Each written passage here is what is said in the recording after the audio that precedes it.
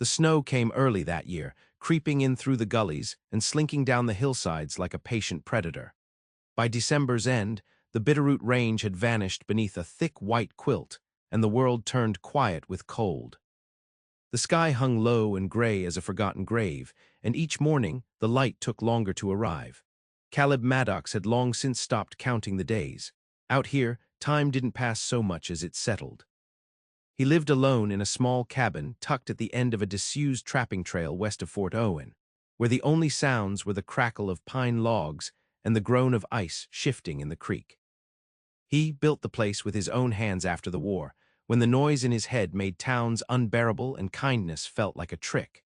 Folks in Stevensville still remembered the boy who rode off blue-coated and eager, only to return with a stare that cut through folks and a silence no preacher could mend. Most had stopped trying. That suited Caleb fine. His days were simple. He trapped just enough to trade for sugar and coffee, kept to himself.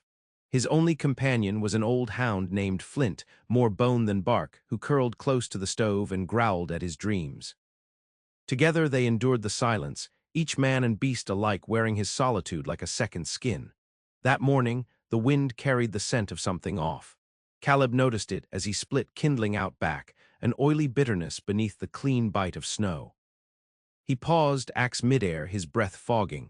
Flint raised his snout from the doorway and whined, smoke, not from his chimney but distant, thin, foreign. He left the woodpile half done and fetched his rifle. The trail was near invisible, buried beneath feet of snow, but his feet knew it well enough.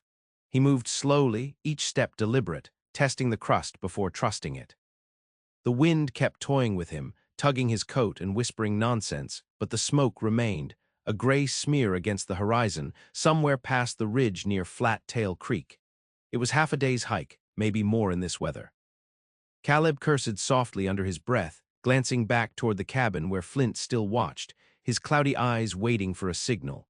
But the smoke had a pull, a thread he couldn't ignore, though it made no sense to go. He owed nothing to the world beyond. Whatever fool set a fire in this cold would learn soon enough that flames were hungry in winter, same as wolves. Still, he went.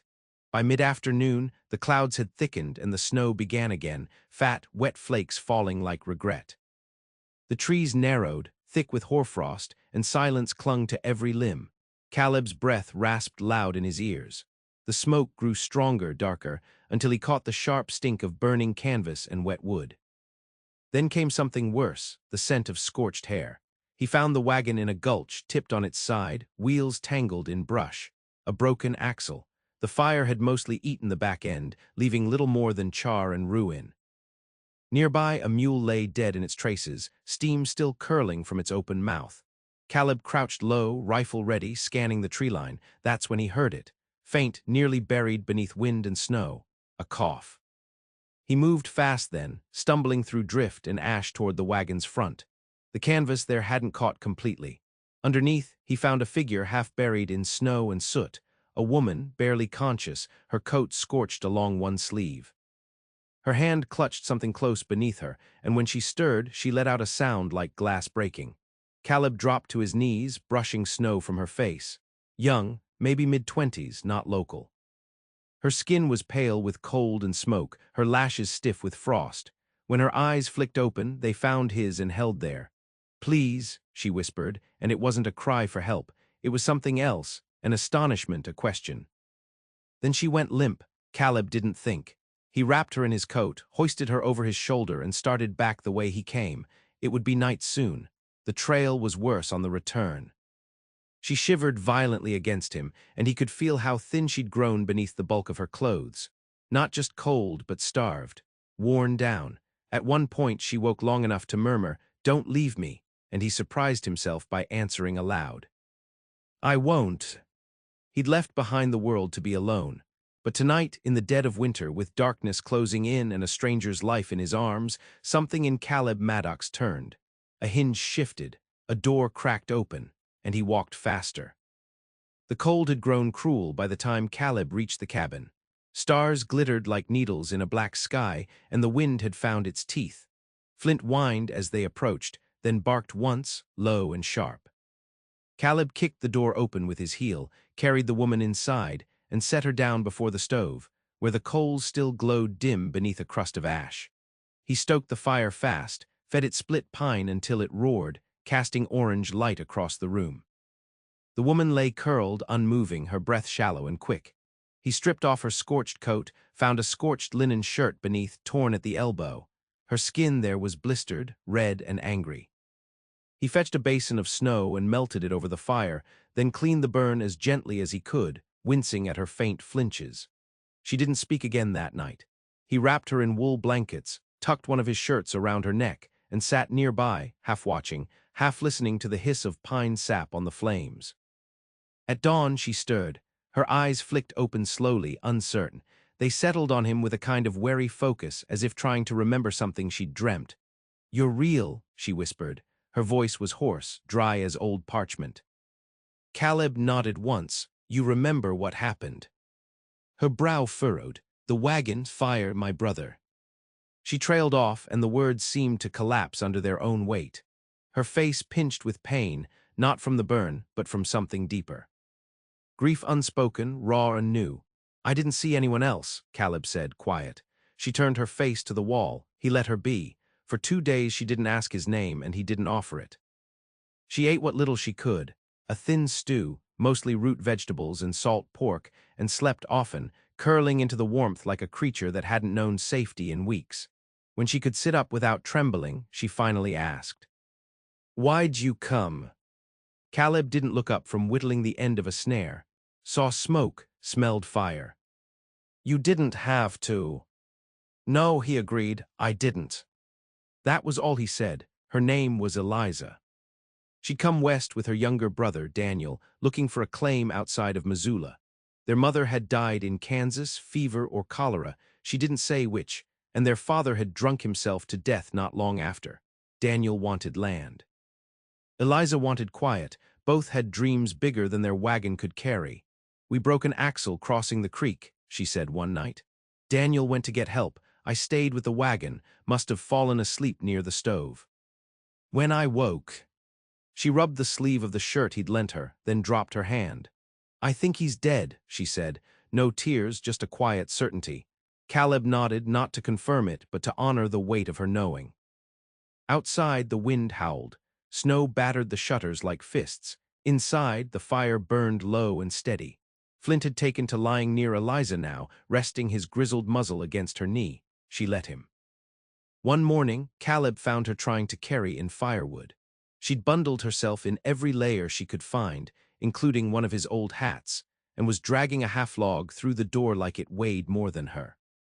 "You'll tear the stitches," he said, taking the wood from her.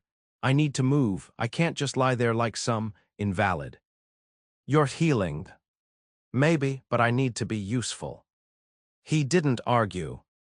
Just set the wood down and left space beside the pile for her to add more. Each day, the storm kept them in. Each night, the silence between them grew less brittle. They shared meals, sat in the fire's circle. She told him small things, how she missed the smell of dry wheat fields after rain, how her brother used to carve birds from peach pits, how she hated the sound of wolves at night, not for fear, but because it reminded her of home in the worst way. Caleb didn't offer much, but when he did, it came like winter light, brief, slanted, startling in its softness. "My wife died 5 winters ago, influenza." Eliza looked up from her sewing. "I'm sorry." He nodded, buried her out back. "Haven't had company since." A silence settled then, but it wasn't hollow.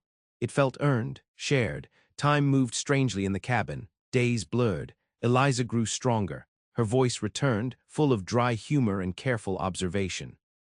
She told him how she hated wearing boots indoors, but did it anyway, out of politeness. He taught her how to check traps and mend lines, and yet something darker remained beneath the surface. She never asked if they'd go look for Daniel's body, never mentioned the fire after that first telling. Caleb knew the signs of someone burying pain with daily labor. He'd done the same for years. One night, as the wind rattled the shutters and the fire guttered low, she asked, "Do you ever feel like you're waiting for something you can't name?" He looked into the flames. "Used to. Now I just keep the fire going." She nodded slowly, then leaned back, her eyes flickering with the firelight. I think I was waiting for someone to find me, she said, barely audible. Caleb didn't answer. But when the flames burned low and she fell asleep against the stacked quilts, he laid another log on the coals, quiet as breath, and kept the fire going. The thaw came late that year, grudging and half-hearted. Snow still choked the gullies and lay in crusted ridges across the meadows, but here and there the land began to twitch awake, pine needles shedding frost, birds testing their throats with thin, warbling calls. The creek behind the cabin started to murmur beneath the ice, not loud but restless, as if remembering motion. Eliza rose early now. She made a habit of it, stepping outside before dawn with Flint trailing close behind, wrapped in Caleb's patched oilskin and her own silence. She stood facing east, eyes fixed on the place where the sky grew palest first. Not praying, not dreaming, just bearing witness. Caleb watched her from the window one morning, coffee in hand, and felt something unfamiliar settle in his chest. Not desire, not exactly comfort, either. It was the quiet understanding of someone else's grief folded neatly alongside his own. She came in with snow on her lashes and cheeks red from cold. Without speaking, she took the mug from his hand and drank, then passed it back. Her eyes were sharp today, restless. "I want to go look," she said. He didn't need her to explain. The decision had been moving between them for weeks now, unspoken but present in every glance toward the hills. Caleb nodded slowly, set down the cup, and reached for his coat. They packed light. A canteen, a shovel, a small sack of dried meat and cornmeal cakes. Flint led the way, his nose to the wind, paws light on the hard snow. They moved through the trees in silence. Caleb watched Eliza's gait, still stiff from the burns but steady, determined. They found the wagon where he'd left it, or what remained. The snow had warped the sight further, burying the worst of the fire's scars beneath a false sense of peace. Eliza stood over the wreckage a long while, her breath curling slow in the air. She didn't cry. She moved to where the mule had fallen, knelt, and touched the frozen leather of the harness. Then she turned and walked up the creek bank, eyes scanning the underbrush with a hunter's precision. Caleb followed. They found Daniel half a mile upstream, caught in a tangle of driftwood where the snow had melted just enough to reveal a boot, then a coat sleeve. He lay crumpled, face down, ice crusted along the seams of his collar. Eliza stood over him and let the silence grow heavy. "I told him not to go," she said finally. "Told him we'd be all right waiting. But he always needed to fix things fast." Caleb looked at the body, then at her. "You want to bury him here?" "No," she shook her head. "He wouldn't want to be alone." So they wrapped him in what canvas they had, lashed him across the sled Caleb used for firewood, and walked the long road back in dusk light, their shadows stretched thin against the snow. They buried him beside Caleb's wife, under the cottonwood where the ground thawed first. The work was hard and cold. Eliza helped, her hands blistering in spite of the gloves. When it was done, she placed a single pinecone on the grave. No cross, no stone, just something living. Afterward, they sat side by side on the cabin's stoop. The sun had dropped below the ridge, leaving behind only a smear of orange in the west. Flint dozed beside them, twitching in his sleep. "You think they're together?" she asked quietly. "I don't know," Caleb said, "but they're not alone now." A long silence passed, the kind that filled the air without pressing on it. She turned toward him slightly, enough for him to see her face in profile, lit by the last breath of day. "You could have left me," she said. "Thought about it," he admitted. "What changed your mind?" He paused, considering. "Didn't want to be the kind of man who walks away." She nodded once, slow. "You're not," she said. They went inside together, not speaking. The fire was low. She added wood without asking. He stirred the stew. The small acts of survival continued, shared, unspoken, essential. Later that night, as the wind picked up and the shutters rattled faintly, Eliza reached for her coat where it hung by the door. She ran her fingers along the burn marks still etched into the sleeve. "I should leave when the thaw comes," she said. "Find work in town, a place of my own." Caleb stirred the embers with the poker. "If that's what you need." "I don't know what I need." He nodded. "You don't have to know yet." Outside, the creek kept talking beneath the ice. Inside, the silence wrapped around them not like distance, but like shelter. She didn't say anything more that night. Neither did he. The snow began to retreat in earnest by mid-March, peeling back from the hills like a scab from healed skin. Patches of earth emerged dark and wet, releasing the scent of old roots and thawed moss. Sap climbed the trees, and the world slowly, stubbornly remembered how to be alive. Caleb found himself restless in ways he hadn't been in years, not anxious, not stirred by fear, just awake.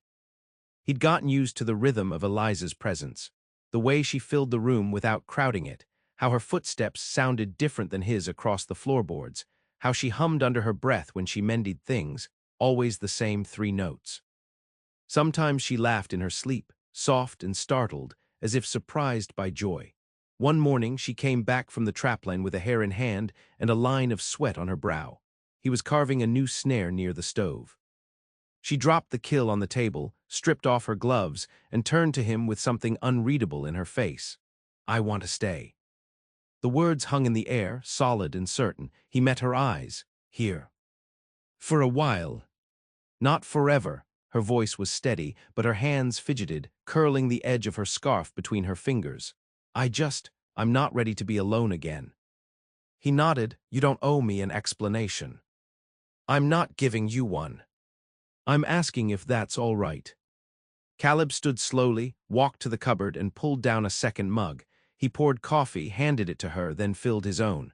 "You can stay." And that was that. They didn't speak of it again, not as a decision. But the days shifted subtly. He found her boots beside his at the door in the mornings, her comb on the windowsill. She cleared a shelf for her things, started drying herbs and sewing curtains from spare burlap. The cabin changed with her presence, grew warmer, more lived in. She teased him once for owning only 2 spoons and no plates, just dented tin bowls. "You live like a hermit," she said. "I was one." "Not anymore," she said, almost to herself. One afternoon, a red fox appeared near the cabin's edge, bold-eyed and watching. Flint growled, but Caleb hushed him. Eliza stood at the window, fingers pressed to the glass. "Do they always come this close?" "No," Caleb said. "Never seen one that wasn't running." She watched it a while, then whispered, "Maybe it thinks we're safe." The fox lingered, then vanished into the trees. That evening they sat by the fire, eating stew thick with dried beans and rabbit. Eliza set her spoon down halfway through. "Do you ever miss who you were before?" Caleb looked at her, surprised. "Before what?" "Before grief, before loss. Before you came out here." He thought for a long moment. "I don't remember who I was before, just what I lost." She nodded, her eyes soft. "Same." They sat in silence, the fire crackling between them. Later that night she reached out and touched his hand, just briefly, just enough to say, "I'm here." He didn't move away. The contact was small, but it warmed something old and frozen inside him, something that had begun to thaw the day he chose to walk toward smoke instead of away from it. Days passed, the land greened. Eliza began marking her own rhythm in the place, tending to a patch of wild mint near the creek, oiling the old hinges on the cabin door, whittling small birds from the scraps of kindling Caleb left behind. They worked together like stones in a streambed, not polished, but worn into fit by time and weather. Not everything was easy. She woke some nights gasping, her face damp with sweat. He left a tin of water by her cot, never asked, just listened when she spoke. "Sometimes I dream he's still walking back. Daniel, I see him in the snow. I run to him. But he never sees me." Caleb reached across the space between their beds, placed his hand over hers. "I used to dream my wife was in the doorway, always in that same dress she wore planting tomatoes. She'd wave, smile. But she never stepped in." "What stopped the dreams?" "They didn't stop, just changed." She nodded slowly, didn't let go of his hand. The thaw brought more than warmth. It brought sound, birds in the pines, water over stone, distant echoes from far-off trails. And with it came choice. Eliza stood at the edge of the clearing one morning, staring down the path that led back to the world. A letter had come by courier. One of Caleb's old traps had caught a furred peddler who knew her name. Inside the envelope, a job offer. A school needed a teacher near Frenchtown, room and board included. She showed Caleb the letter. He read it, handed it back. "It's good work," he said. She folded it slowly. "I'm not sure I want it." You don't have to decide today. She looked at him long and searching, then tucked the letter into her coat. The fox came again that night. Flint didn't growl this time. It stood just beyond the light, tail flicking. Watching, neither of them said a word. But when Eliza reached out, her fingers brushed Caleb's sleeve, and he didn't pull away. By April, the river had swelled. Ice broke in ragged slabs and drifted downstream, dragging broken branches and the bones of forgotten things. The forest sang with new life, frogs calling from muddy banks, robins stringing their songs like thread through open air. The letter stayed on the shelf above Eliza's cot, unopened again, though read many times. She traced the crease in the paper absently when she passed it, as if the words inside might change with the weather. Caleb didn't press her. The decision was hers, and he'd never been the kind to bind someone to a place. He knew too well what that kind of tether could become. Still, the rhythm between them had shifted. Eliza grew quieter, not distant, just thoughtful. She spent more time down by the creek sketching things with charcoal on scraps of paper. Tree branches, paw prints, the slope of the distant ridge. She spoke less at supper, slept less, too. One night she sat outside long after the sun had vanished, knees drawn to her chest, Flint curled at her side.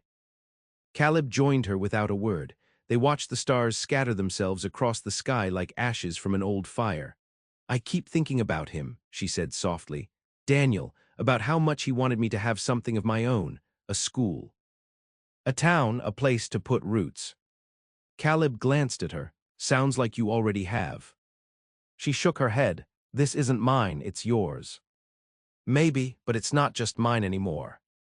She looked at him then, really looked, her eyes dark with the pull of choice, of fear and longing tangled so tightly they couldn't be separated. Her voice came low, rough with the weight of it. "If I stay, I want to stay for the right reasons." He didn't ask what that meant. He only said, "Whatever you choose, it'll be the right reason." A few days later, a small tragedy struck. An early calf wandered from a neighboring homestead, found mauled by coyotes along the edge of the tree line. Caleb and Eliza helped bury it, along with a grim-faced rancher named Crowley who hadn't spoken more than 2 words to Caleb in years. "She's got a good head," Crowley muttered afterward, nodding toward Eliza. "Smart hands. Town needs folks like her." Caleb didn't answer. Eliza said thank you and offered him half a loaf of fresh bread, still warm from the fire. That night she stood by the stove, her hands resting on the flannel-covered table.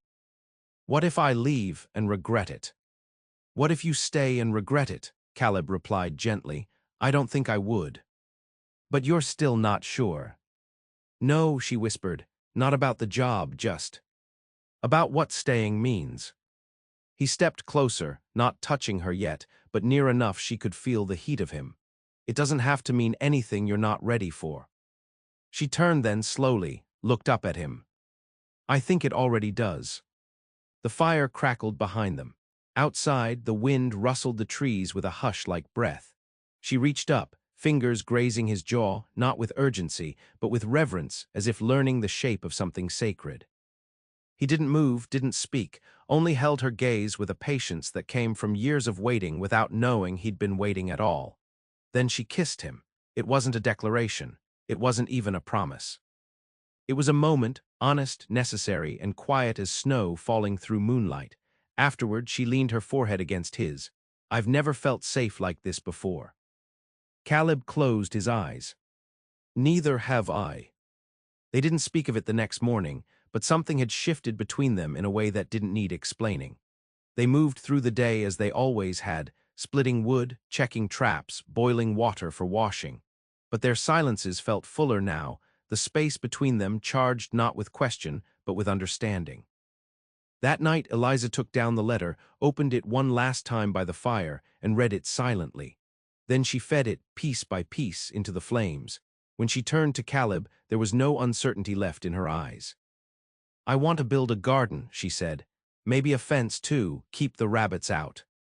He nodded. "We'll need good nails." "I'll add it to the list." They sat by the fire a while longer, Flint snoring softly at their feet, the last ashes of the letter curling upward into the chimney and into the dark. Spring settled like a balm.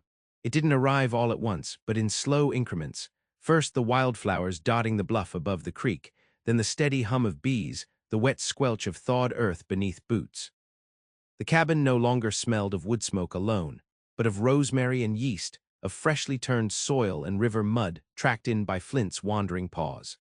Eliza's garden took shape in crooked rows behind the cabin, each furrow dug with care and amended with ashes from the stove. She planted hardy things first, turnips, onions, beans, and talked to them as she worked, not out loud but under her breath, like a prayer or a promise. Caleb built her a fence, splitting cedar until his hands blistered. She brought him water, bread with salt, sometimes nothing at all but her presence, standing at the edge of the shade to watch him work. "You always build in silence," she asked once. "Things last longer when you listen to them," he said. The town, when they visited, no longer looked at them as oddities. The general store clerk smiled at Eliza, called her by name. Old Crowley tipped his hat. A young girl with braids asked if she would teach her letters. "I'm not a teacher anymore," Eliza said gently. The girl tilted her head. "But you're good at explaining things." That night, Eliza told Caleb she might start lessons again. Not in town, but here, in the clearing. "Just a few children," she said. "Just enough to remind me what it feels like to build something beyond survival." He nodded. "We'll need more chairs." They made them together, rough pine, sturdy. Caleb carved the legs. Eliza stitched cushions from flour sacks. The children came with their fathers on horseback, their mothers in wagons, wide-eyed and wary. But they came, and slowly the clearing became something more than a refuge. It became a beginning. Caleb found himself changing in ways he hadn't known were possible. He woke earlier now, not because the land demanded it, but because he wanted to watch her move through morning light, hair braided tight, hands quick with purpose. He caught himself whistling sometimes, nothing tuneful, just small scraps of sound that made Flint lift his ears in surprise. He hadn't whistled in years. One evening, after the children had gone and the garden had been watered, Eliza sat on the stoop with dirt on her hands and her skirt wet to the knees. Caleb joined her, handing over a tin cup of cider. They drank in silence, watching the sun sink behind the ridge. "Do you think people like us get to keep good things?" she asked. He considered that a long moment. "I think we have to choose them," he said, "again and again." She nodded, eyes on the horizon. "I choose this," she said softly. He turned to her. "I choose you." She looked at him, not surprised, just steady. As if she'd known the words would come and needed to hear them out loud. "I didn't come here to be saved," she said. "I know. But you did save me, not with shelter, with something quieter. Something I can carry." He took her hand then, rough and calloused from work, and she laced her fingers through his without hesitation. The stars came early that night. The moon rose pale and full. Flint barked at a shadow in the trees, then lay down again, unconcerned. The air smelled of lilac and pine. Inside, the fire was still warm and the table set for two. On the shelf where the letter once sat, Eliza had placed a feather, gray and white, soft and curved. A marker not of loss, but of what had taken flight and found its way home. In the dead of winter, he had chosen to save a stranger. But the truth was simpler. He had chosen to stop running, and in that choice they both had been saved.